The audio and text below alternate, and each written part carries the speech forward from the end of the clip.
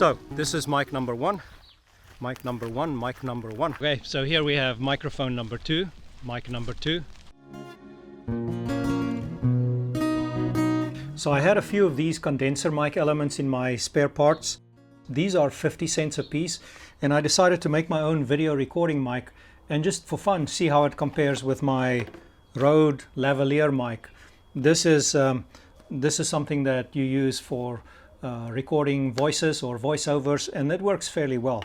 So I call it my $2 DIY mic because by the time that you've added the cabling and the plug, you probably end up at $2 compared to my Rode Smart Lav Plus. That's a $50 or $60 mic. But essentially you get yourself one of these windsocks. They're a dime a dozen, and you just stick the mic element inside of the windsock, so then it becomes somewhat usable in the outdoors.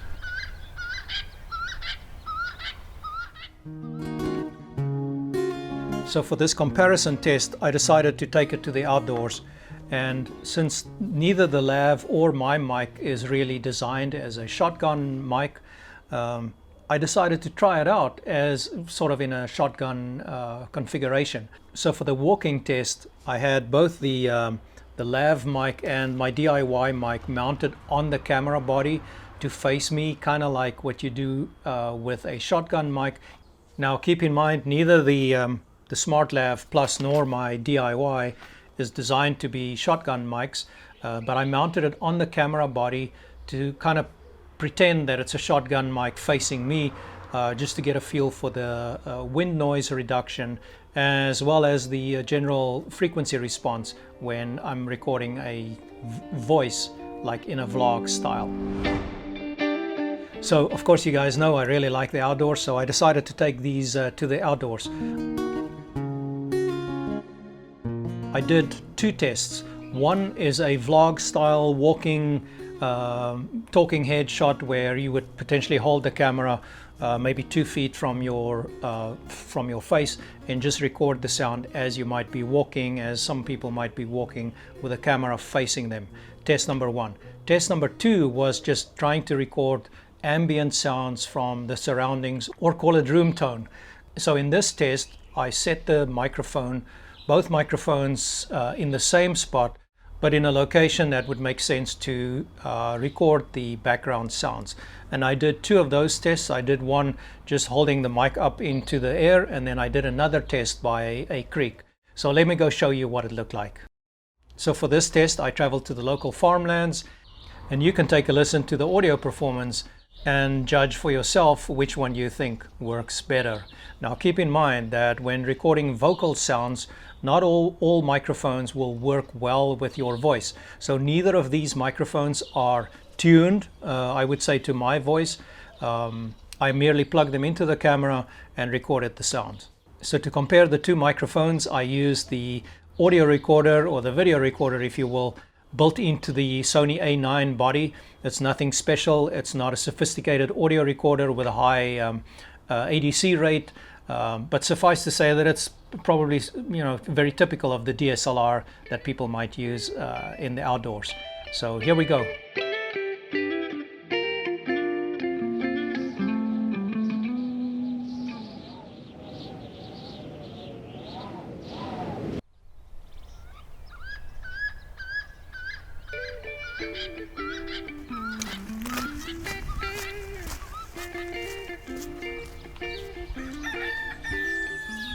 Well, it's just after sunrise and it's a little cool outside this morning, so I came prepared. It's about 2 degrees outside, 2 degrees centigrade, and it's a little bit more breezy this morning, so I decided to come out and do a microphone field test just because I made my own microphone, and I'll show it to you here in a moment. And I was curious to see how it stacks up against the Rode Lav Pro mic. So I'll be doing some walking tests like this, which has a fair amount of wind noise, and then I'll try and do an A/B test of the two mics, my $2 mic and my Lav Pro mic, which is what, $60 or something, $50. and I'm eager to find out too how these two stack up, so let's get going.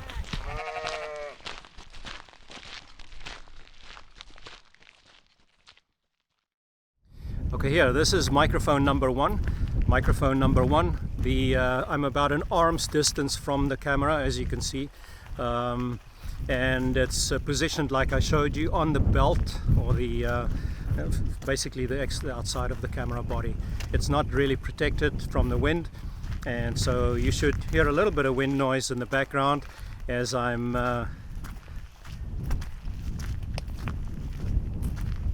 walking along. You can maybe hear my footsteps as well. I'm going to turn around more where the microphone is a little bit more into the wind, so give you some opportunity to listen to that, and also listen to the audio as it is recorded from my footsteps. So this is mic number one. Mic number one, mic number one. Let's try number two. Okay, so here we have microphone number two, mic number two, and walking into the wind where it's fairly exposed, the same as mic number one. It's not protected at all. It's about an arm's length from my voice, and I have exactly the same mic gain settings. So the one might be a little bit louder or softer than the other one, but that's the whole idea. And I'll keep quiet so you can listen to my footsteps a little bit.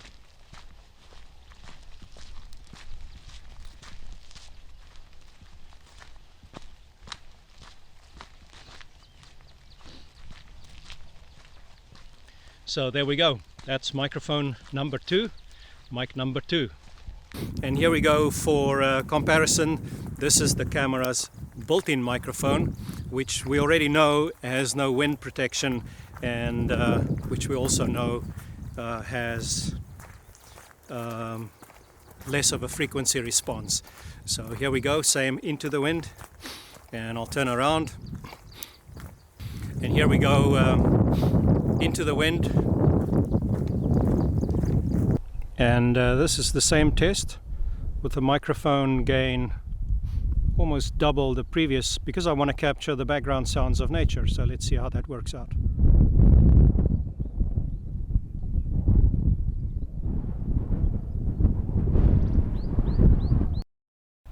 Into the wind, same conditions, and here we go with the nature sounds.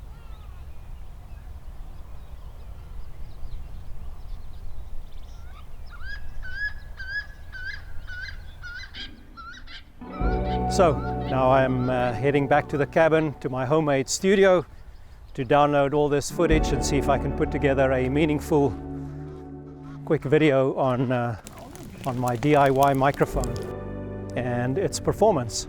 Rode Smart Lav Plus, $60, DIY, $2.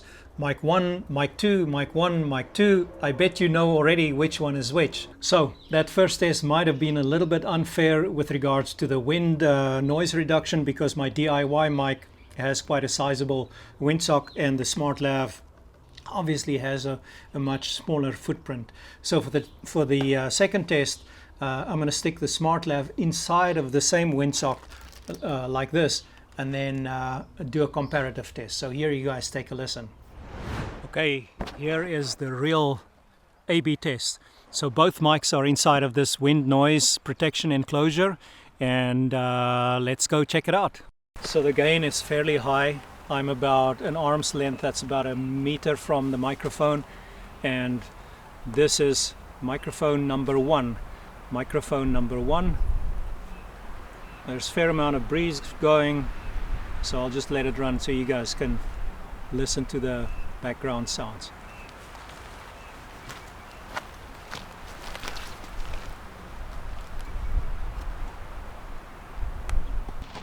And microphone number two,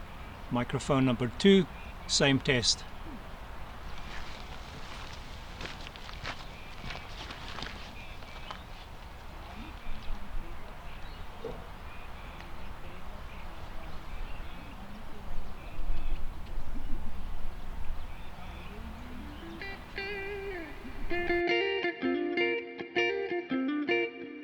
This is microphone number one,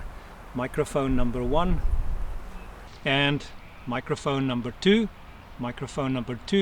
same test.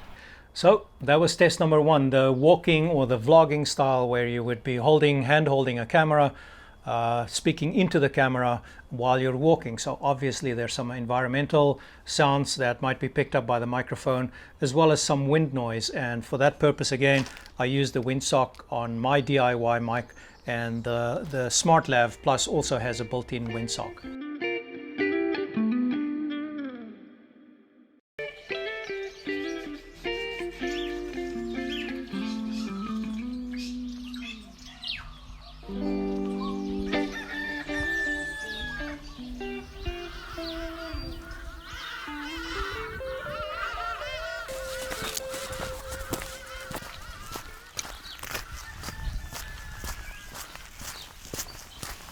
It's day 2 and I'm going down to the creek to find some sounds of nature. So, what did you think of that walking test? For the next one I want to record some sounds of nature. So let me show you what I have in mind, and I want to test both microphones and see how they're doing with recording just sounds of nature.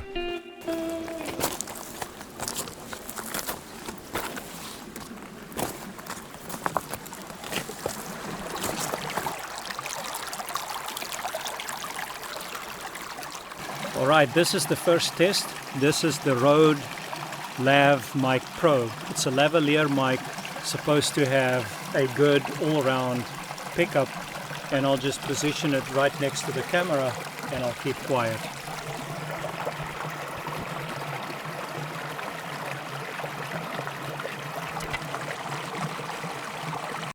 So here we are, same test, microphone number 2. This is my $2 condenser mic, and I'll place it at the base of the camera again for the sounds of the river.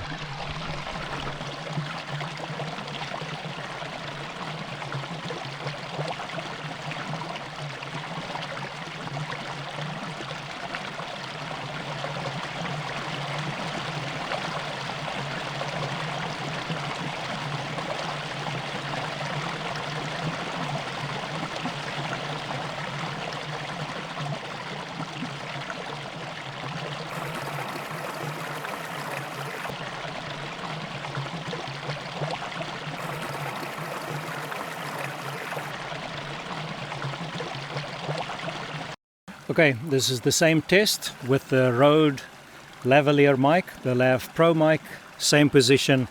We're about 3 yards away from the falling water. Here we go.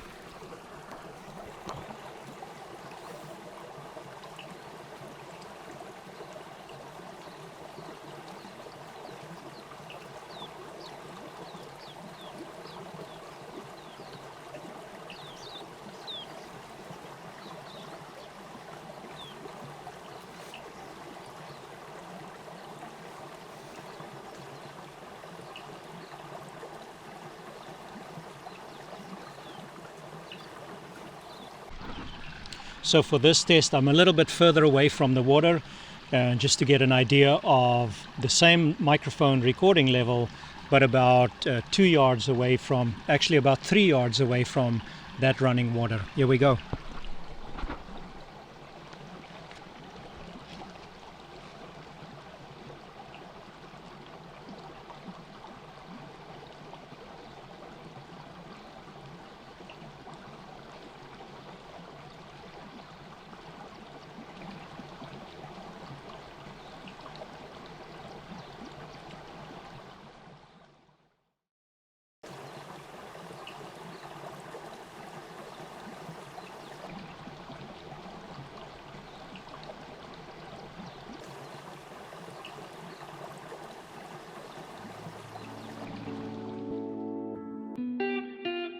So what do you think of test number 2, picking up the environmental sounds? Of course, this is somewhat different than the vocal response, because here we want to capture the sounds of nature, call it room tone, call it just the environmental sounds. So what you're also listening for is the muting of the background wind noise, and then the frequency response of the actual sounds of nature. So, at this point you must be wondering which microphone was which. So here we go. Microphone 1 is the Rode Lav mic. It's a tiny, supposed to be worn as a lav mic, but I just had it exposed in the open on the camera, sort of pretending that it's a shotgun microphone, which it isn't, but to give you a comparison of how it performs in terms of frequency response and handling of the wind noise. That's microphone number 1.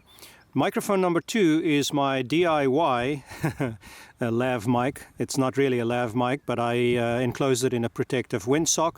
And of course the mic element is really not that big. It's about the same as the lav mic, and I stuck it in this windsock.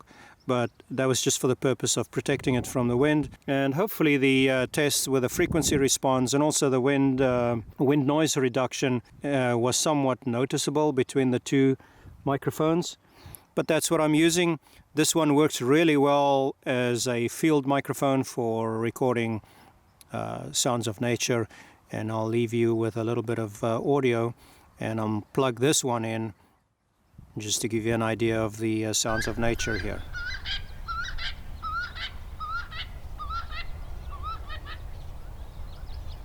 Well, there you have it. That's a comparison between my DIY condenser mic, call it rounded up $5, and the Rode Lav mic, which I purchased, of course. Homemade microphones is really nothing new. It's not unique. It's not very difficult. You just solder up a condenser mic and that's that. The nice thing about it is they're really dirt cheap, and you can sprinkle them anywhere that you need extra mics for pickups and some ambient sounds. Their performance is pretty comparable, I would say, to something that you would buy off the shelf, and at a fraction of the cost. So if you enjoyed this video, thank you very much for watching. Do leave a comment, or if you have questions, leave it in the comment section below. Looking forward to see you on the next one.